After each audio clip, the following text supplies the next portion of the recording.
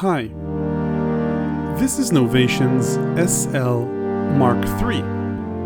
Now it's called Mark III, but it's a big departure from versions 1 and 2. And frankly, most other controllers. And that's because the MK3 has added a comprehensive sequencer in addition to its hardware and DAW capabilities.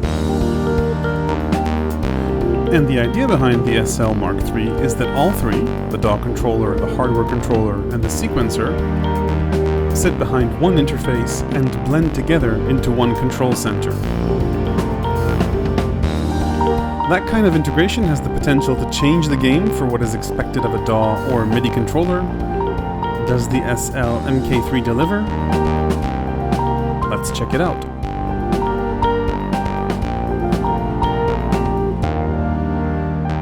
Okay, before I start, a quick disclosure. Novation invited a few others and me to a sneak preview of the SL MkIII a few weeks ago and provided this review unit. That said, this video is my honest opinion and not theirs, and while we'll look at what the SL MkIII can do, as usual, I'll also look at what it can't do and other products you should compare it to. So what is the SL MkIII?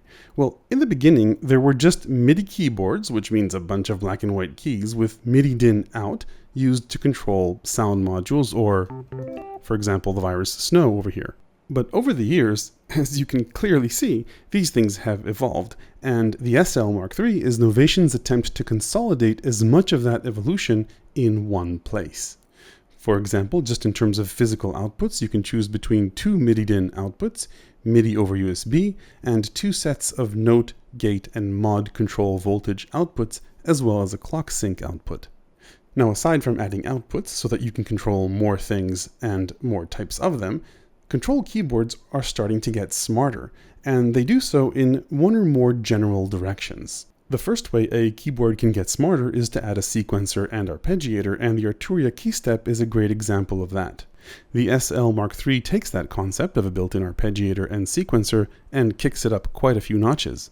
It has an arpeggiator, which we'll go through, but in terms of sequencing, it has 8 tracks or parts that can be routed out any one of the outputs we talked about before, and you can create individual sequences for each of these parts. Another way we've seen these type of controllers get smarter is to have tighter integrations with digital audio workstations, or DAWs. And the idea there is to bring more functionality from the software onto the hardware controller. The MK3 has varying degrees of integration with Ableton Live, Pro Tools, Cubase, Logic, Reaper, and Reason, and in this video I'll be focusing on the Ableton Live integration. Finally, another way we've seen controllers get smarter is to have the ability to load up pre-configured hardware templates so that you don't need to map knobs to the right channels manually. The idea with these templates is to give me control of the hardware right over here rather than having to reach out farther out to knobs or sometimes to controls that don't exist on the panel itself. Before we dive into the details, let's just take a quick bird's eye view of what's going on here. You swap between controlling hardware and your DAW using these buttons here. When you're controlling hardware, there are 8 encoders and 16 buttons on the top row that can often represent multiple rows of functions which you can toggle through using the up and down arrows. You've got transport control over here, 8 faders which can control hardware or parameters on your DAW, and the keyboard has 2 modes. It can be either dedicated entirely to the currently active hardware, or you can split it up into zones which can be activated, and then you're controlling 2 or more things at the same time. For example, in this split, I'm controlling my strings here and a piano here. Both are software instruments on my DAW. You know, and what you saw me do there is a lot of the beauty of the SL MkIII. You can very easily go from controlling a DAW software instrument to the Subharmonicon over here, Prophet, and Virus. Moving on with our bird's eye view, these 16 pads represent different things based on the mode you're in. If you're controlling your DAW, and particularly Ableton, they represent the session grid, and they can be toggled to be used as pads as well. And when you're using the sequencer, they can represent either steps in one pattern, patterns, 8 per part, or sessions, which are states of the entire system. So that's the bird's eye view. Now let's dive in and look at some noteworthy details. Let's start with sequencing, and I think one of the things to keep in mind when looking at a sequencer is not just how powerful it is, but also how easy it is to use. The basic sequencing unit is a pattern which can contain up to 16 steps. So these are the 16 steps for one of the patterns for the virus. This is the prophet sequence. This is the Subharmonicon sequence. You can preview the notes by pressing them, which also lights up a corresponding LED, and that works well for chords too. Adding new steps is as simple as holding a new step and then adding the notes. You can change them.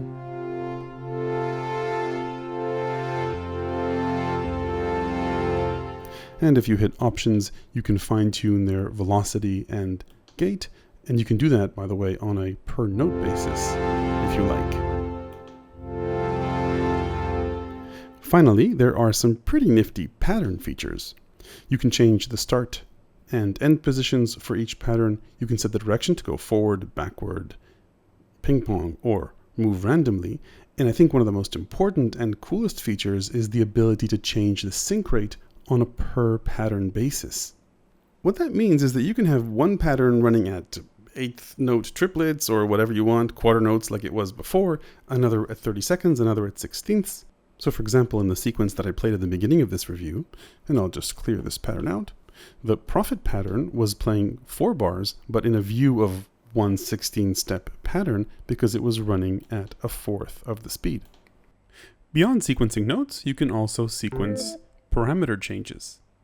So I've got onboard parameter control here, which is very useful in the case of the virus node because it doesn't have a lot of knobs. Now as this is playing,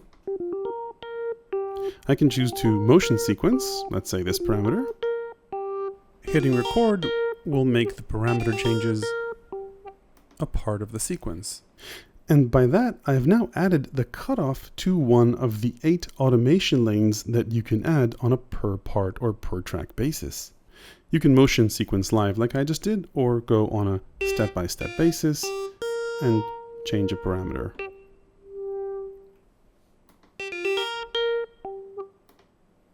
Now, you can parameter lock or motion sequence not just the 16 parameters represented by these knobs, but also any of the fader action, these buttons, the mod wheel, and even pedals plugged in the back.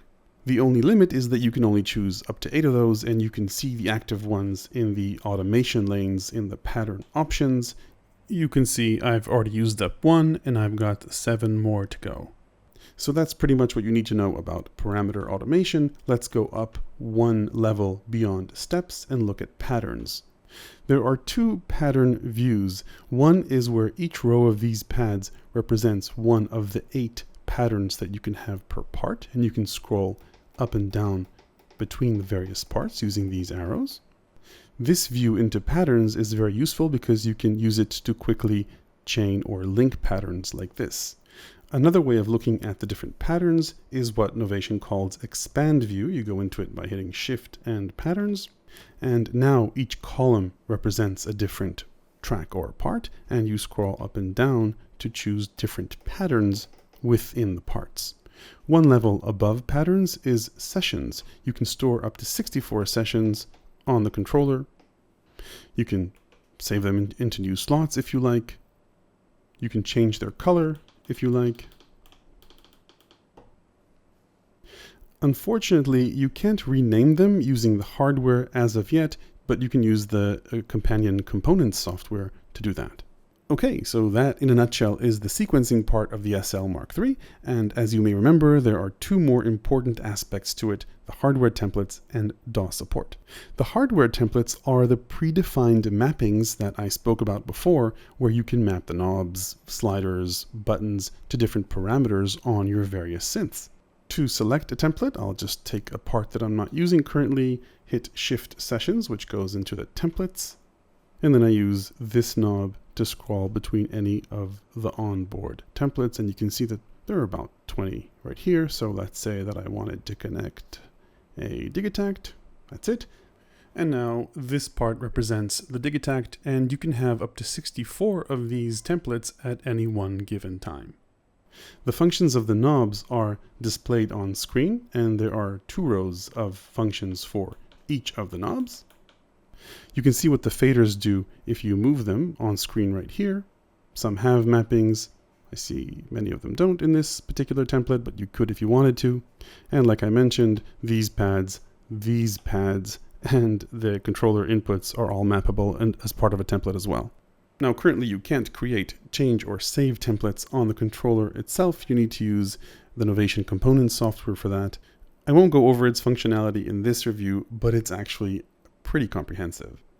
Pretty high on my wish list of features for a future version of firmware, if possible, would be to create templates right on board using MIDI Learn and the ability to rename them. Now, once you've loaded up a template, you still have control over which of the outputs it uses. You can choose whether the information will be sent out as MIDI over USB, which of the 2 ports it will go out, or both, and which MIDI channel the information will be sent out on. The final big and important feature of the SL MkIII is its DAW, or Digital Audio Workstation Control. Now this will vary somewhat from DAW to DAW. Let's take a look at the integration with Ableton Live. Once you hit the In Control button, everything up here represents DAW control. You're no longer controlling the sequencer. The keyboard mapping, however, remains the same based on which part or MIDI output you've got it set to. The faders pretty much work as you would expect, as do the mute and solo buttons and the monitor and arm buttons.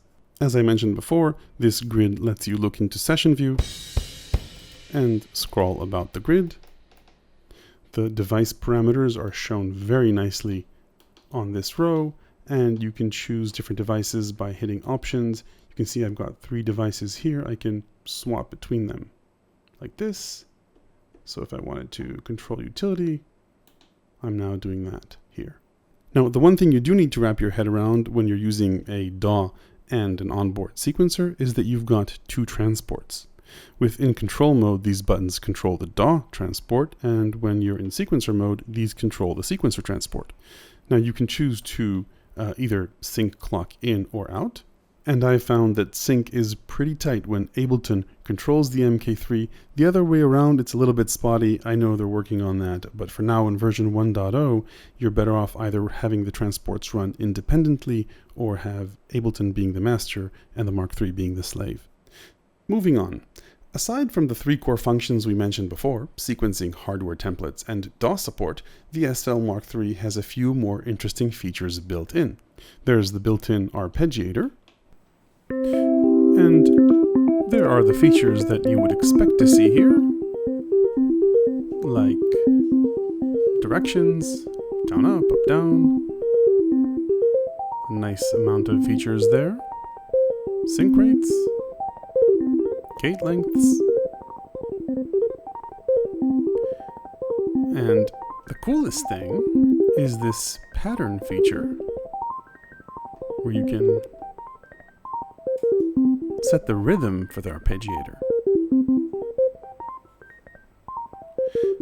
It's quite easy to get lost in this one.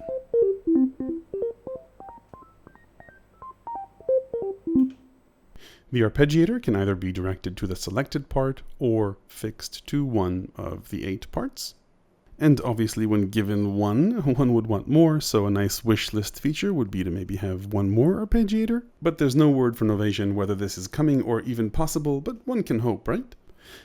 Another nice feature of the MK3 is its support for zones. What I have here currently is piano, strings, subharmonicon, prophet, and virus.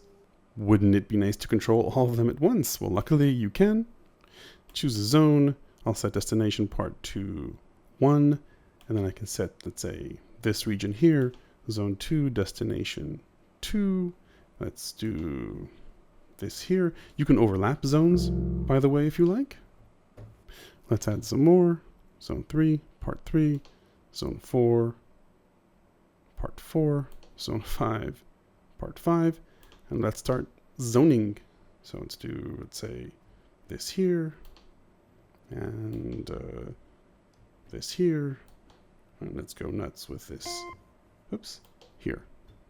Once I've defined my zones, I can activate them anytime with Shift Zones and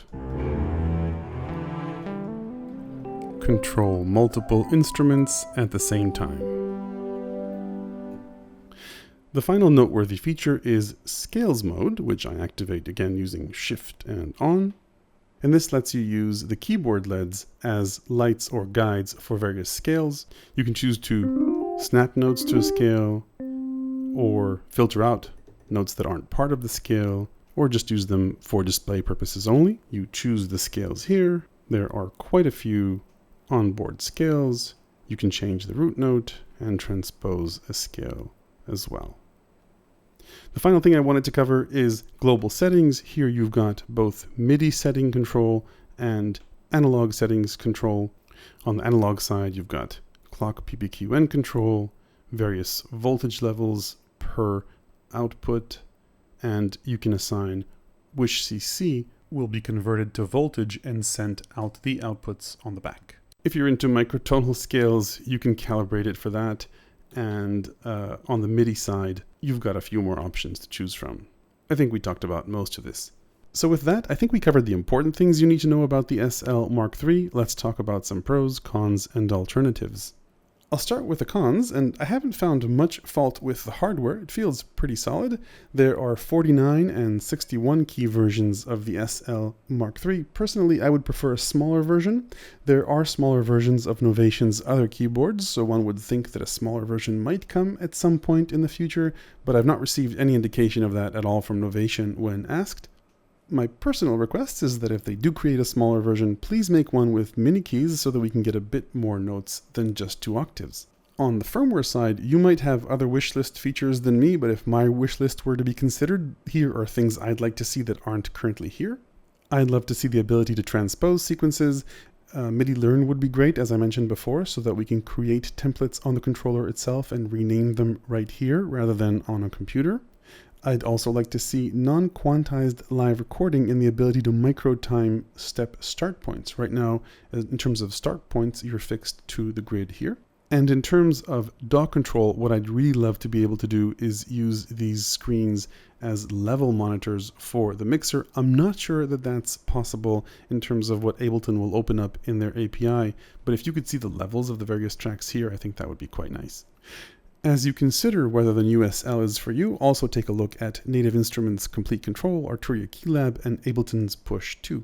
A detailed comparison is outside the scope of this video, but in general, they each offer a tighter integration with their respective software suites and sound libraries, but on the other hand, they don't have the standalone hardware sequencing and hardware templates that the SL MkIII does. If you're looking for a controller that can handle a hybrid setup with both electronic music instruments and your DAW in one central place, the SL MkIII does indeed change the game for controllers and sets a new benchmark by which future controllers will be judged. If you have any questions about the SL MkIII, please feel free to ask them in the comments section below. I'll be looking a bit deeper into some aspects of the MK3 in the future, so hit subscribe and ring the YouTube bell if you want to see more, and like this video if it was useful for you.